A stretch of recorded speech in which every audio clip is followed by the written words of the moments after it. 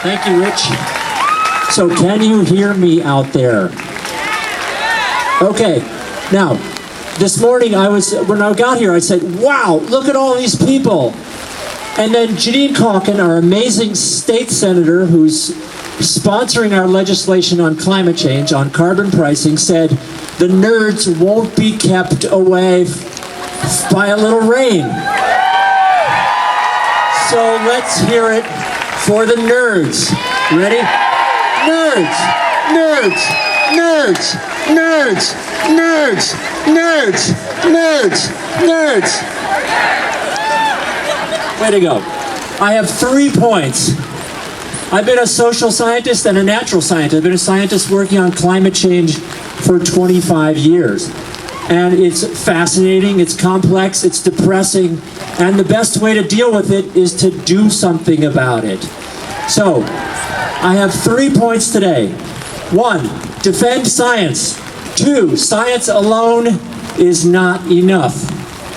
And 3, scientists need to attend to justice or we won't get anywhere.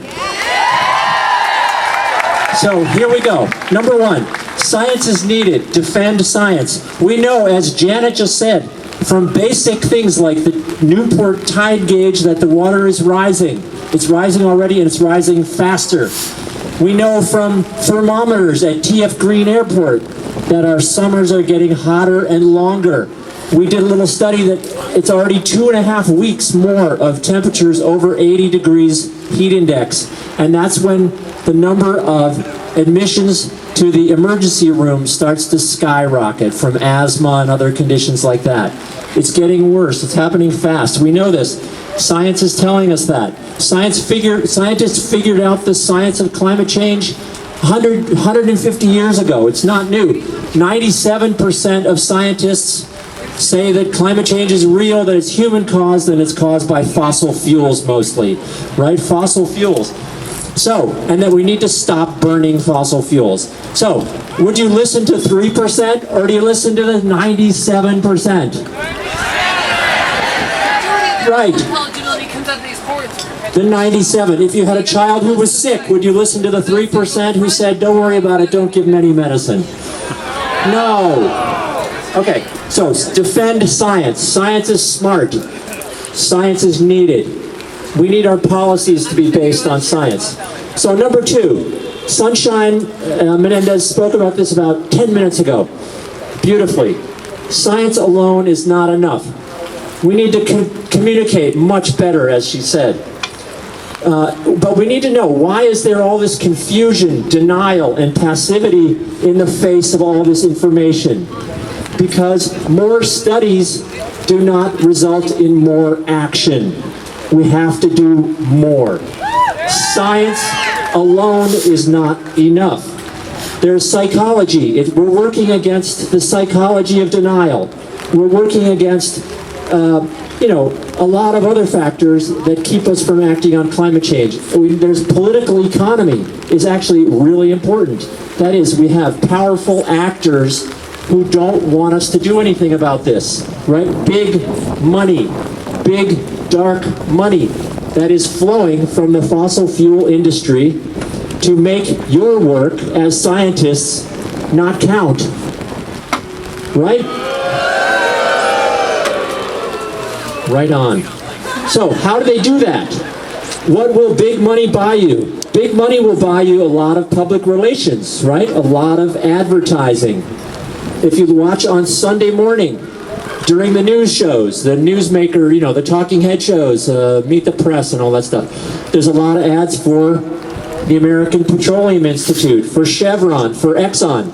The American Petroleum Institute has a $244 million a year budget for public relations to push false science, to undermine the science. They've been doing this since the late 90s. There was a campaign, the memos were leaked to the New York Times in 1997 of this group called the Global Climate Coalition. They actively pushed an agenda of quietly and quite publicly to put out there this doubt about what scientists know very well, that climate change is happening, it's real, and that it's caused by fossil fuels. And they did this with billions of dollars. Some of the latest research is showing over $5 billion in this campaign. And it's been done often hiding where the source of money is coming from. They give it through this group called the Donors Trust and other dark money channels. Our Senator Sheldon Whitehouse has given some good speeches on the Senate floor. A whole group of senators gave speeches last summer. You can go and find them on YouTube or on Senator Whitehouse's webpage. It also, what else will big money buy you? It will buy you lobbyists, of course, campaign contributions. It'll basically buy you politicians. So, what do? Right? Science is not enough. We gotta get public. Scientists need to get public. You have a voice. You have credibility. By being public, it's not going to hurt your credibility as scientists. A very recent study by George Washington University showed that when scientists go public on issues that they care about and they know about, that actually does not hurt their credibility even among other scientists. Right? So scientists need to get public.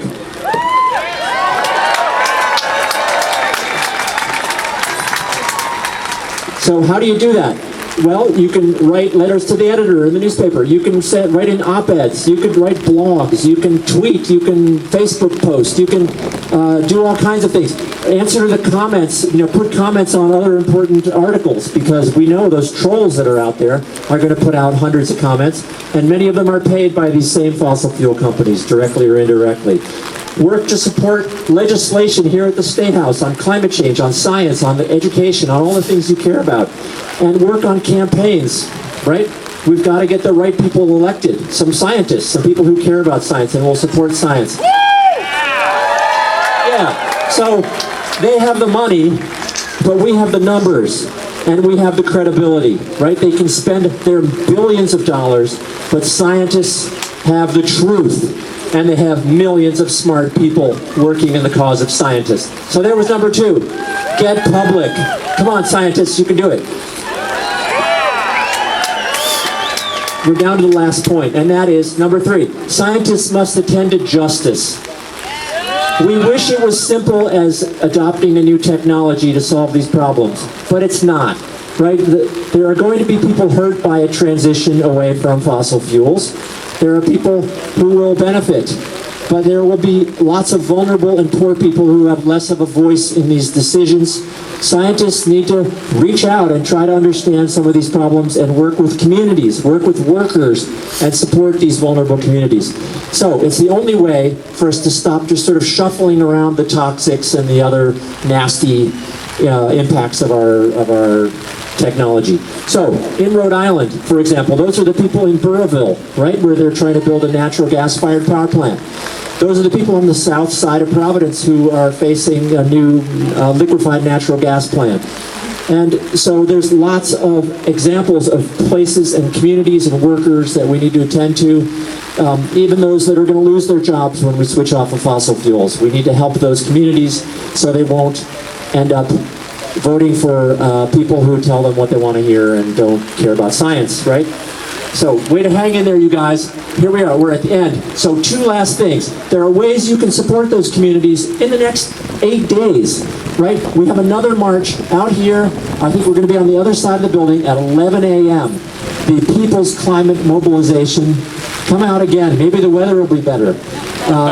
And then the following Monday, on May Day, May 1st, at 3 p.m., there'll be another march for jobs and justice on climate and so on. So come out for that on Monday, May 1st at 3 p.m. So there you go, 3 points. Science is great. Defend science. 2, science is not enough. And 3, scientists must attend to justice. So way to go, nerds, for getting out here. You did it.